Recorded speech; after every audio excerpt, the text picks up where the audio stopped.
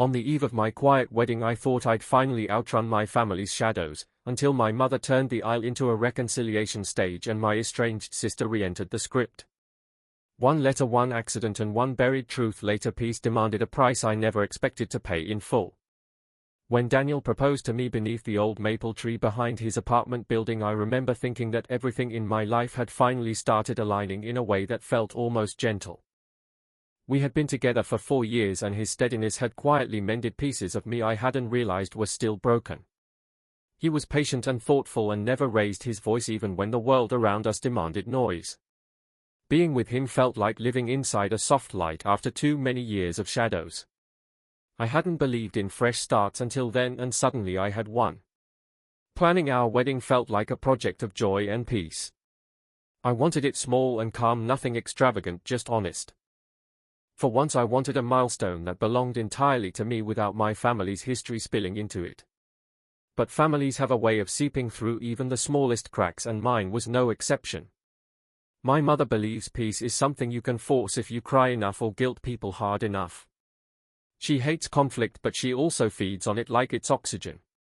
Growing up meant watching her smooth over every argument before it had time to breathe, whether or not the problem was actually solved. Our family was a quiet kind of messy, never loud, never broken, just pretending to be fine. Then there's my sister Claire. She is older by 3 years and somehow always managed to be the favorite without ever trying. When we were children she was the golden one, neat grades, graceful posture, easy charm. I was the late bloomer, the kid who loved notebooks and silence.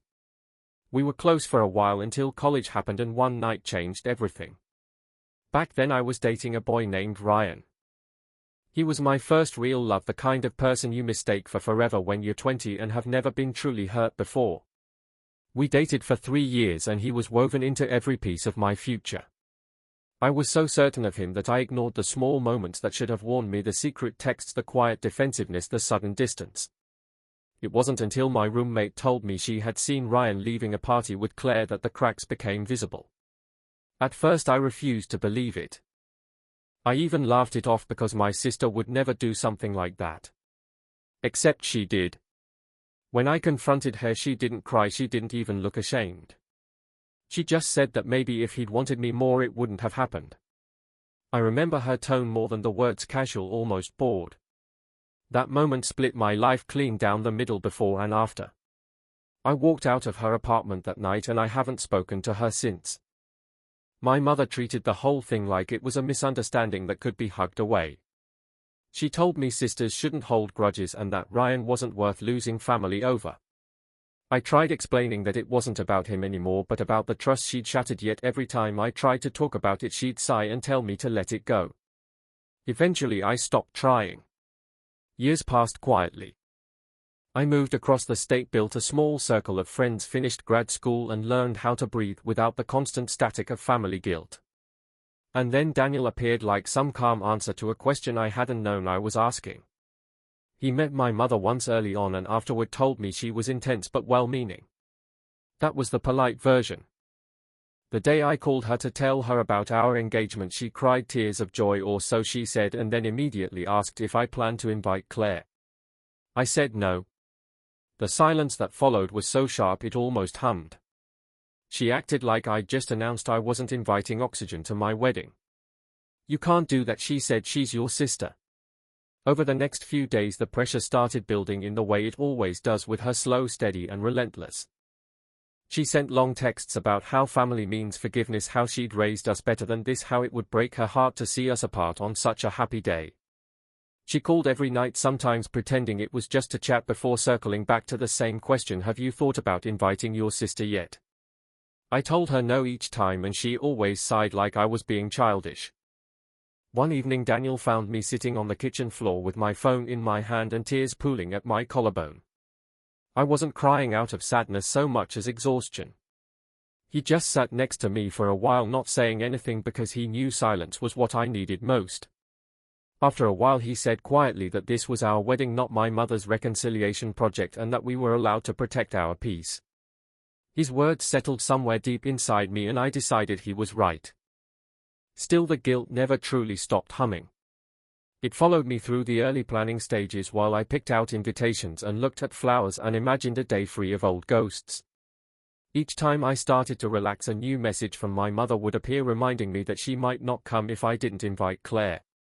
I kept telling myself that she wouldn't actually do it, that she wouldn't miss her own daughter's wedding out of stubbornness. But some part of me knew that with her anything was possible. And when she finally said the words out loud that she would stay home if Claire wasn't welcome, I felt something inside me shift from hurt to resolve. I decided then that if peace meant losing my mother for a day, I would choose peace anyway. But deep down I wondered what that choice would cost once the wedding was over. Would she forgive me, or would this become another wound we'd never be allowed to talk about? I didn't know then, but I could feel something waiting on the other side of that decision, a silence heavier than any argument we'd ever had. And that's where everything really began to unravel. In the weeks that followed my mother's ultimatum, I learned that silence can have a shape. It filled the space between every phone call, every email, every conversation that I tried to steer towards safer topics. She never truly stopped reaching out, but her tone shifted from pleading to disappointed, from disappointed to icy. Whenever she spoke about the wedding, she used phrases like "your event" instead of "your big day," as if distancing herself from it could somehow make her moral stance cleaner. Daniel noticed before I did. He pointed out that my shoulders seemed permanently tense, that I flinched whenever my phone buzzed. I laughed it off and told him I was fine, but he didn't believe me, and truthfully neither did I. It is strange how family guilt can live under the skin even when you think you've outgrown it. One Sunday morning while we were finalizing the seating chart, I got an email from my cousin Emily. She rarely wrote to me, so seeing her name in my inbox felt unusual. The message was polite, almost cheerful, but tucked inside were words that made my stomach twist. She mentioned how everyone was excited for the wedding and how she hoped it would be the perfect chance for the family to finally come together again. Then she added that Grandma had been talking non-stop about seeing both her granddaughters in the same room again. It was subtle, but I could hear my mother's voice behind every sentence. By then I realized my mother had enlisted help. Soon a few other relatives started sending messages disguised as friendly updates, but all gently circling back to the same theme: family unity, forgiveness, peace. It became clear that the situation had turned into a small campaign, and I was the reluctant opposition. At night Daniel and I would talk about it quietly while sitting on the couch with the lights dimmed. He told me that I didn't owe anyone an explanation and that my wedding should feel like a celebration, not a negotiation. He reminded me that forgiveness doesn't require pretending nothing happened. His words were comforting, but a part of me still felt cornered. I began to wonder if peace was something you could actually hold onto when everyone around you insisted that it was selfish. The tension finally reached a breaking point during dinner with my parents 3 months before the wedding. It was the first time I had agreed to see them since the argument began. I hoped that a calm conversation might help. I had even rehearsed ways to change the subject if things turned tense. But the moment I sat down, my mother launched right into it. She told me that she had already spoken to Claire and that Claire wanted to make things right. I asked her what that even meant, and she said Claire was willing to attend quietly without causing trouble, as if her presence alone wasn't the trouble. I tried to keep my tone even, but my voice still shook when I told her that the wedding wasn't a place for healing old wounds. My mother's eyes glistened the way they always did right before she weaponized her sadness. She said she couldn't believe I would hold on to so much bitterness and that she didn't raise me to be cold. My father sat beside her staring at his plate, clearly wishing he were somewhere else. I knew then that he would never step in. He never did. When dinner ended, I drove home in silence, gripping the steering wheel hard enough that my knuckles whitened. I told Daniel everything and he listened without interrupting.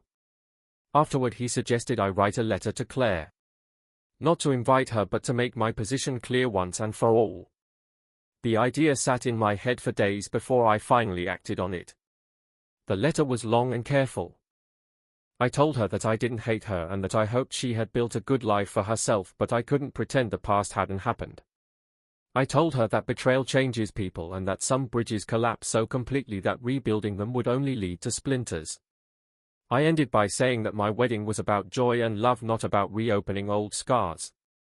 I mailed it on a quiet Wednesday morning, and for the first time in weeks I felt something close to relief. That feeling lasted 2 days. On Friday I woke up to a string of angry texts from an unknown number that turned out to be hers. She accused me of being dramatic and selfish and said I was making the family choose sides. She even wrote that Ryan's betrayal had nothing to do with her anymore and that I was the only one still obsessed with it. Reading her words felt like being dragged backward through time. All the progress I thought I had made in forgiving her evaporated in an instant. I didn't respond. Instead, I placed my phone face down on the kitchen counter and let the silence fill the room. Later my mother called crying, telling me that Claire was devastated and that I had gone too far. She asked what kind of person excludes her own sister from her wedding. The question hung in the air for a while before I told her that apparently I was that kind of person. Then I hung up. For a while I tried to convince myself that the worst had passed.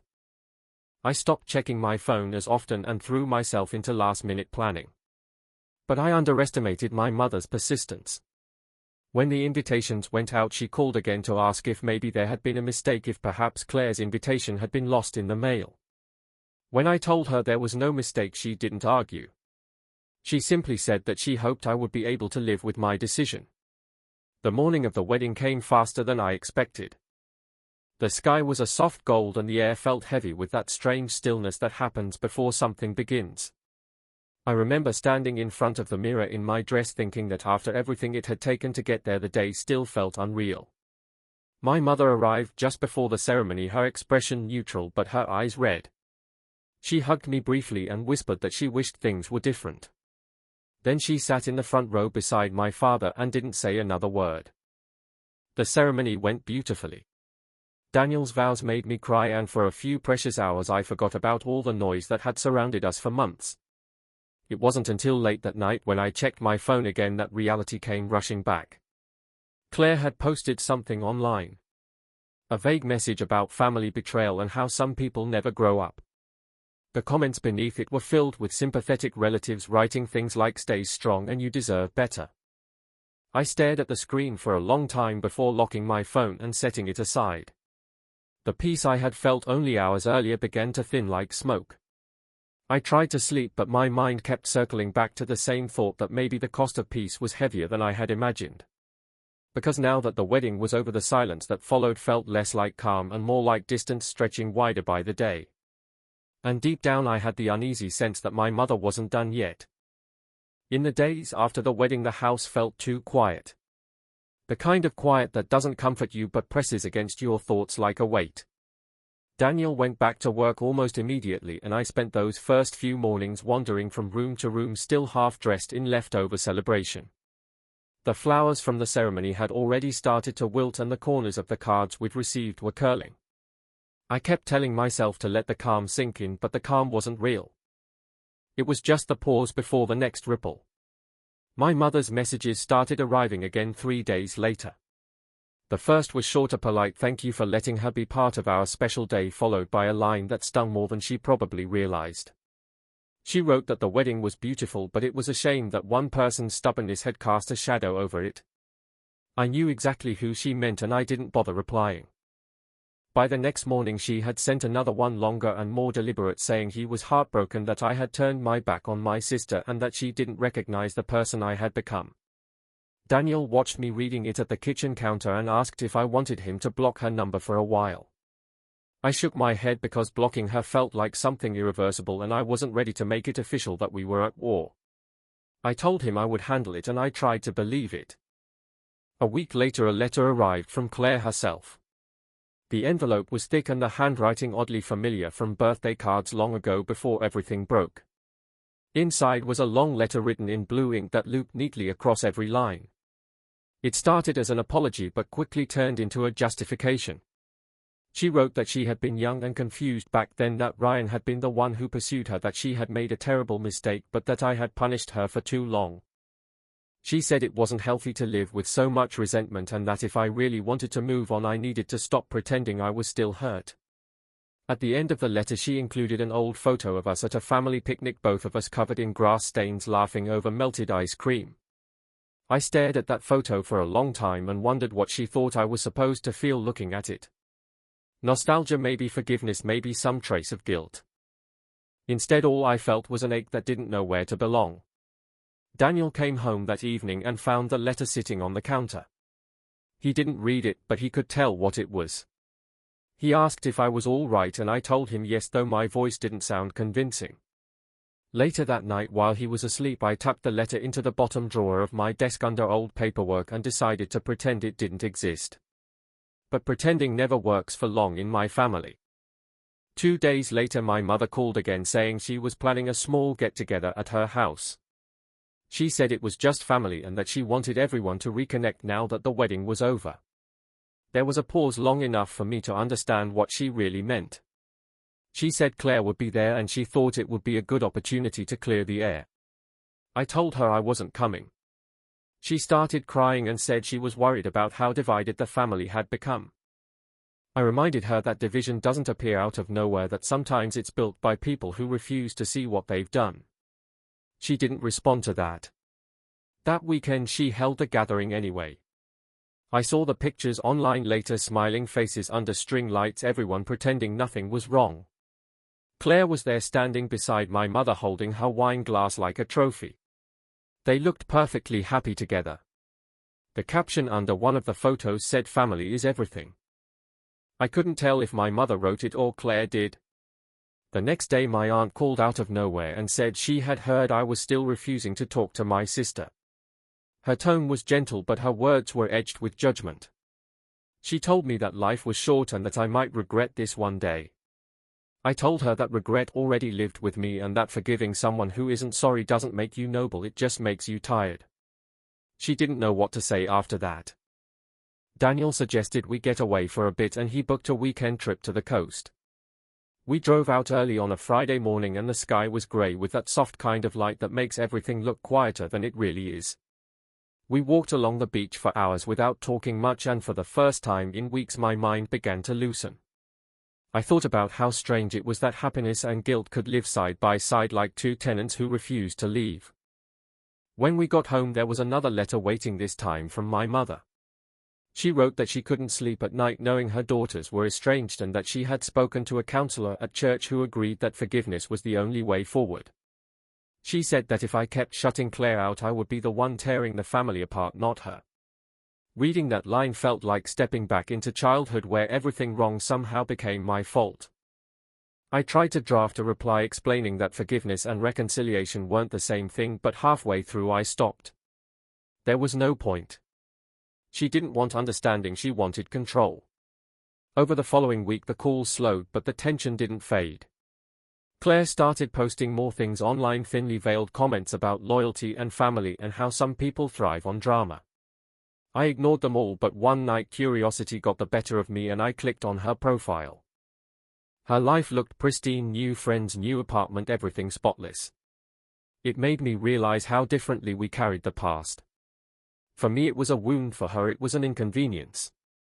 That night as I turned off the lights I wondered how long I could keep dodging the pull of my mother's expectations before something gave way.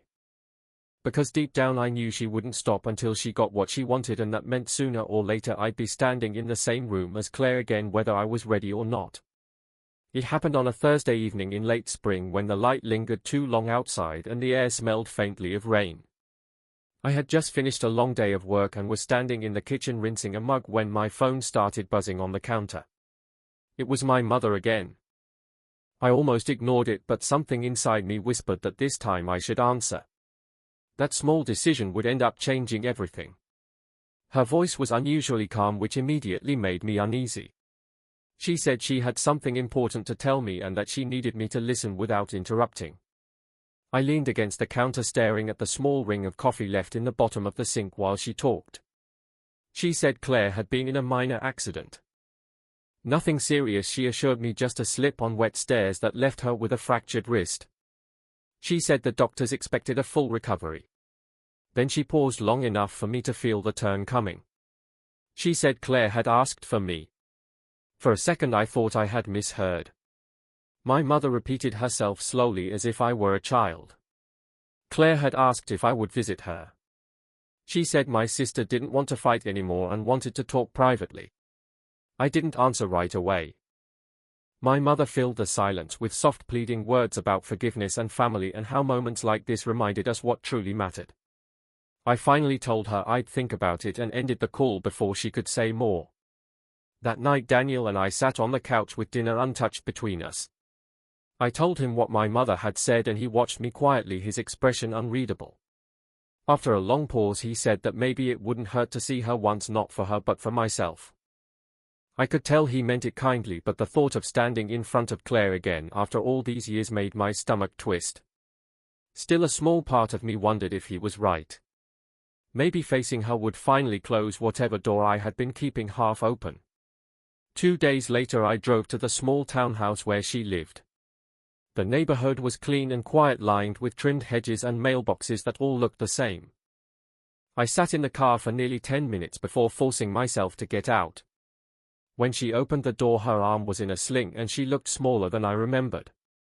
Time had softened her face but her eyes were still sharp. She didn't invite me in right away, just studied me for a moment like she couldn't decide whether I was real. Then she stepped aside. Inside, her place smelled faintly of vanilla and antiseptic. There were framed photos of landscapes on the walls, none of them with people. I noticed a small vase on the coffee table holding a single wilted tulip. She gestured for me to sit and I did, trying not to look directly at her. The silence stretched until she finally spoke. She said she had been thinking about the past a lot since the accident. She said it made her realize how fragile life was and how foolish it was to hold grudges. Her words were measured and slow, like she had rehearsed them. Then she said something that made my skin prickle. She said she had never truly understood why I took things so personally. At first I thought she was joking, but her expression was serious. She said that yes, what happened with Ryan was wrong, but that she had been young and confused and that I had blown it out of proportion. She said she had expected me to get over it after a few years and was shocked that I was still letting it define our relationship. I sat there feeling the familiar anger rising like heat under my skin. I told her that what she called a mistake had destroyed my trust for years. She shrugged and said everyone gets hurt sometimes. Then she smiled in that same distant way she used to when we were kids and she'd won some invisible competition I didn't know we were having.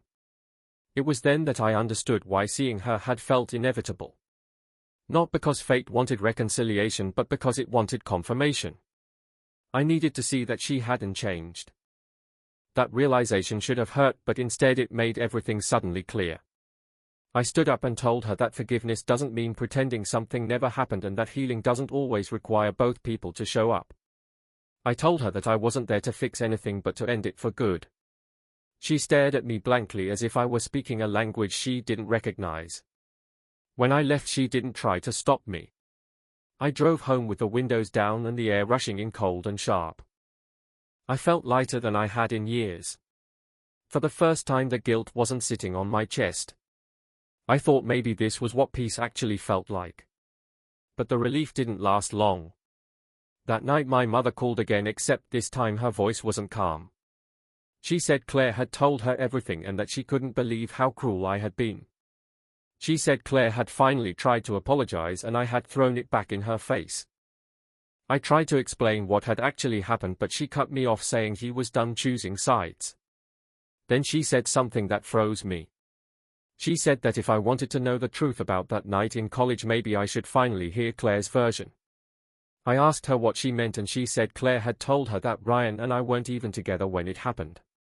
That we had been on a break and that I had rewritten history to make myself the victim. I felt the ground shift under me. I told her that wasn't true, but she just sighed and said she didn't know who to believe anymore. I hung up without another word. Later I sat on the edge of the bed staring at the dark window, trying to replay old memories and check them for cracks. I remembered the night I had found out the text messages, the confrontation, the coldness in Claire's voice. There had been no break, no misunderstanding. But the doubt my mother had planted was small and sharp, and once it lodged itself in my mind it wouldn't let go. Daniel found me like that and asked what was wrong. I told him everything and he put his arms around me without saying a word. I stayed there for a long time, listening to the rhythm of his breathing while the world outside grew quieter. The next morning I woke to a message from my mother saying she wanted to meet in person to clear things up. She said she had something I needed to see. I stared at the words for a long time before replying. I didn't know then that what she wanted to show me would make everything that came before seem small. The message from my mother sat unread for most of the day, as if ignoring it could somehow delay whatever storm it was carrying. When I finally opened it that evening, she had written only a single sentence telling me to come to her house on Saturday because she had something that would finally make sense of everything. The tone was strange, neither angry nor pleading, which worried me more than either. Saturday arrived heavy with the kind of grey sky that looks like it might rain but never does.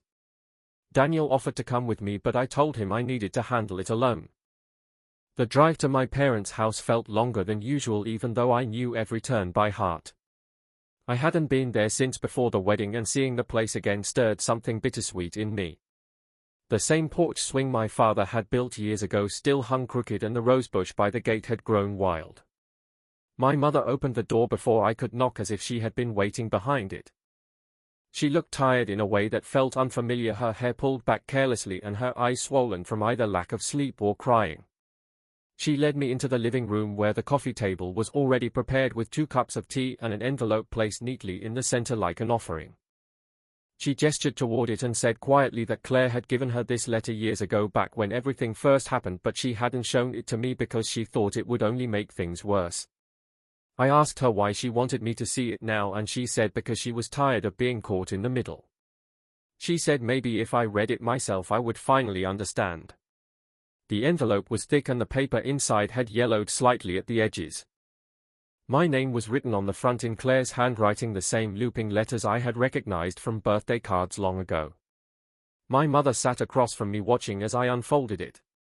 The first few lines were stiffly formal, as if written by someone trying too hard to sound sincere. Claire wrote that she never meant to hurt me and that what happened between her and Ryan had been complicated. She claimed that Ryan had told her we were taking a break and that he had made her believe things were already over. She said she regretted how it ended, but that she never wanted to come between us. I kept reading until the words started blurring. Halfway down the page she admitted that she had been drinking heavily that night and didn't even remember how things began. She wrote that she had called Ryan afterward to ask if he thought I would ever find out, and he told her it was better to pretend nothing happened. That one sentence made my chest tighten. It wasn't an apology, it was a confession of convenience. When I looked up, my mother was studying my face as if waiting for a reaction. She asked softly if I saw now that things weren't as simple as I had made them out to be. I told her that yes, I saw perfectly that my sister had made sure to leave just enough truth mixed with excuses to keep everyone guessing. My mother sighed like she was the one exhausted by all of this. She said she just wanted her family back and that she hoped I could find a way to move forward. I folded the letter carefully and placed it back on the table. I told her that I had moved forward a long time ago, just not in the direction she wanted. Her face hardened then in that familiar way that meant the conversation was about to turn. She said she didn't recognize me anymore, that marriage had made me cold, that Daniel had filled my head with bitterness. It took everything in me not to laugh at how predictable it all was. I left the house without finishing my tea. Outside the air felt cooler, the first hints of evening creeping in. I stood by the car for a while, staring at the window where my mother stood watching me. For a brief moment I almost waved, but then she turned away. On the drive home my mind kept circling the same thought, that truth in my family was never something solid, it was a shifting surface that changed shape depending on who needed to feel right. Maybe Claire had convinced herself that she hadn't done anything wrong. Maybe my mother had convinced herself that keeping peace was worth rewriting history. Either way, the result was the same. I had spent years trying to heal from wounds they refused to admit existed. When I reached home, Daniel was in the kitchen cooking pasta, the smell of garlic filling the air. I told him about the letter and he listened quietly, his expression softening as I spoke. When I finished, he said something simple but grounding, that sometimes closure doesn't come from understanding why someone hurt you, it comes from accepting that they won't ever understand it themselves. I wanted to believe that, but part of me still felt unsettled. That night as I lay in bed I thought about the photo Claire had sent me earlier that month of us as kids laughing in the grass. I wondered if she looked at it the same way I did, or if for her it was just another prop in a story she was rewriting. The following morning a new message appeared on my phone from an unknown number. The words were short and oddly formal. It said that my mother was organizing another family meeting and that she hoped I would attend this time because there were things I needed to hear. It ended with a line that made my stomach twist. It said Claire wouldn't be able to explain them herself. I read it 3 times before I noticed the small detail that changed everything. The message hadn't come from my mother. It had come from Claire's phone. I stared at the message for a long time trying to decide whether it was a mistake. Maybe my mother had borrowed Claire's phone to send it, I told myself. Maybe there was some simple explanation. But the phrasing was strange, almost formal, like something you'd write when you're trying to be careful about every word. The part that unsettled me most was the final line saying Claire wouldn't be able to explain things herself. The tense of it felt wrong. I tried calling the number but it went straight to voicemail. When my mother called an hour later, her voice sounded smaller than usual. She asked if I had seen the message and I told her I had. She said she hadn't meant for it to reach me that way and then went quiet for a few seconds before saying the words I hadn't been prepared for. Claire had been in another accident. It wasn't like the last one, she said. This time it was bad. She had been driving home late the night before and her car went off the road near the old quarry. By the time someone found her, it was already too late. I remember hearing the words but not feeling them at first, as if my brain refused to let them in. I asked what happened but my mother didn't answer directly. She just said that the police thought she might have lost control on a slick patch of road. For a moment neither of us spoke. I could hear her breathing unevenly on the other end of the line. Then she said that she needed me to come home because the family was gathering and she didn't want to do this alone. I said I would come. The drive felt endless even though the highway was nearly empty. The landscape rolled by in a blur of grey fields and blinking lights. I kept thinking about the last time I had seen Claire sitting on that couch with her arm in a sling telling me I was too dramatic. It was strange how even in that moment I had never imagined her absence as a possibility. When I arrived, the house was full of people, though the noise felt muted, like everyone was trying to speak through layers of fog. My mother looked pale and exhausted, and when she saw me she started crying again, though the tears came without sound. She hugged me so tightly that for a moment I couldn't breathe. My father hovered nearby, looking older than I remembered, as if the years had caught up with him overnight. Someone had placed a photo of Claire on the mantel, the same one she'd used on her social media profile a few months earlier. She was smiling in that practiced way she always did. The sight of it felt unreal, like looking at a version of her that had never actually existed. My mother kept repeating that she wished she could take everything back, that she never wanted things to end this way. I sat through the conversations, the condolences, the murmured prayers, all of it feeling like a distant observer. Every now and then someone would glance at me with that mix of pity and curiosity, as if wondering what I must be feeling given everything that had happened between us. I didn't know what I was feeling. Grief didn't arrive the way I expected. It wasn't a wave or a flood. It was a stillness that settled behind my ribs and stayed there. Later that night, after everyone had left, my mother handed me a small box. She said it had been found among Claire's belongings and that she thought I should have it. The box was plain wood, smooth and unmarked. Inside were a few old photographs and a folded piece of paper. The photos were from years ago, family trips, birthdays, ordinary moments. But one caught my attention, a picture of Claire and Ryan taken at some party I didn't recognize. They were standing close together laughing. The date printed on the back made my chest tighten. It was from the weekend before I had found out about them. The folded paper was a short note written in Claire's handwriting. It said she was sorry for everything, that she had hoped one day I'd understand, and that there were things she hadn't told me. She wrote that she had wanted to make things right, but that it was already too late. There was no explanation, no mention of what she meant, only those few cryptic lines. I showed it to my mother, but she said she didn't know what it referred to. She said maybe Claire was talking about the accident, or maybe she was just writing out of guilt. But something about the wording felt deliberate, as if she had wanted me to find it. When I got home I couldn't sleep. I kept rereading the note until the words started to lose meaning. Daniel sat beside me quietly, holding my hand. He didn't try to offer comfort because he knew there wasn't any to give. Around midnight I went into the kitchen and made tea, though I never drank it. I just stood there watching the steam rise until it disappeared. The next morning I drove back to Claire's townhouse. My mother had mentioned that the police had already cleared it for us to collect her things. The place was exactly as I remembered except emptier somehow. I walked through the room slowly touching nothing. On her desk I found another envelope sealed and unaddressed. Inside was a letter that seemed written in haste. She wrote that the night before her crash she had gone to see our mother. She said she had told her the truth about what happened years ago and that it wasn't what anyone thought. The rest of the page was smeared with water stains as if tears or maybe rain had blurred the ink. The only words I could read clearly were at the end. It said she didn't want to live being the villain anymore. I sat there for a long time staring at those words trying to decide what they meant. When I finally looked up the room felt smaller and heavier. I realized I had spent years defining her by what she did to me and now she was gone before I could understand why she did it at all. That night I told Daniel everything and we sat in silence until the first light of morning slipped through the blinds. He asked if I thought the truth would change anything and I said I didn't know. Maybe the truth was that there never was just one version. Maybe each of us had carried our own until they couldn't coexist anymore. Still the last words of her note echoed in my head long after the sun came up.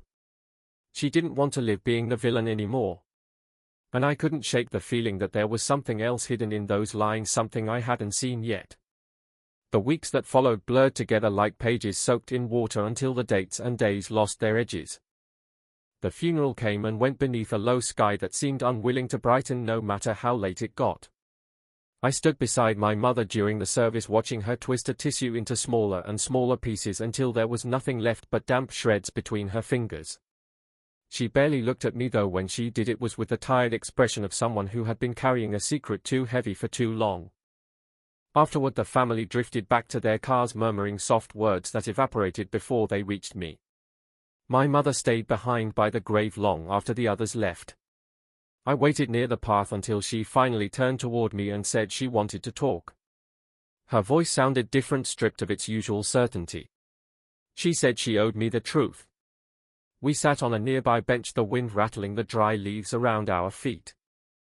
She told me that Claire had visited her the night before the accident, just as the letter suggested. They had argued, but not about what she expected. Claire had confessed that Ryan had never lied to her about the relationship between him and me. He had told her from the start that we were still together. My mother said Claire broke down while admitting this, that she had spent years pretending to believe her own version of events because it made her feel less guilty. She had told herself that if she could convince everyone else, maybe she could convince herself. Then my mother paused and said there was more. The part she had kept hidden all these years. The night I found out about the affair, Claire had called her in a panic, begging her to intervene before I came over. My mother had told her to stay quiet and not make things worse. Later, when I arrived furious and shaking, she had already decided which story to believe. She said she thought it would be easier to mend things if everyone shared the blame, so she had told me to let it go and told Claire that time would make me forgive her. She admitted that she had rewritten the story from the beginning to preserve what she thought was peace. I sat listening while the world seemed to shrink around us. For a moment I couldn't speak because I realized the truth wasn't a single wound but a pattern that had repeated itself for years. My mother had chosen denial every time conflict appeared. She hadn't just failed to protect me, she had trained both of us to hide from honesty until we forgot how to tell it. When she finished, she looked at me as if waiting for absolution. I told her quietly that I didn't hate her, but I couldn't carry her guilt for her anymore. I said I would always love her, but that love didn't mean I had to keep playing the same role in the same story.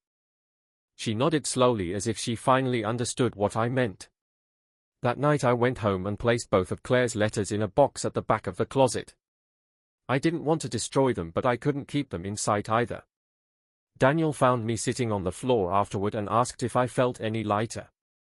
I told him not exactly lighter, just clearer. There is a strange relief in realizing that the past no longer needs to make sense for it to be over. Over the next few months, life began to return in small ways. I went back to work, started running again, cooked dinners without thinking of what the next message from my mother might say. Sometimes I would still wake in the night hearing echoes of Claire's voice or the sound of my mother crying, but they passed more quickly each time. One afternoon I drove out to the coast where Daniel and I had gone months earlier. The water was calm and the horizon looked endless.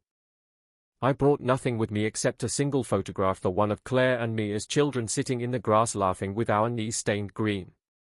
I stood there for a long while before letting the wind take it from my hand. It fluttered for a moment and then disappeared into the surf.